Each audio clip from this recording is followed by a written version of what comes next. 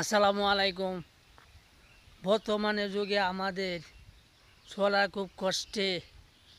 কেমন কষ্টে, মানুষের ইনকাম একবারে কম, ফসল বাই মার গেছে, সেই জন্যে মানুষে অন বাই চলতে পারে না। আমাদের ময়মনসিংহ উত্তরে মানুষ অনেক বেকার, মানুষ কাজকর্ম নিয়ে ভানা করতে পারে না।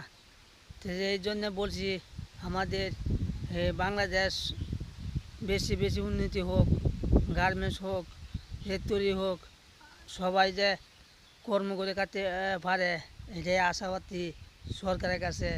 আপনারা অতি তাড়াতাড়ি আমাদের পুরা বাংলাদেশে যেভাবে মানুষ বাড়তেছে, এই মানুষের বাড়ার সময়তে আপনারা কিছু কাজ করেন, মানে মানুষকে কর্ম করে খাইতে পারে। সবাইকে ধন্যবাদ।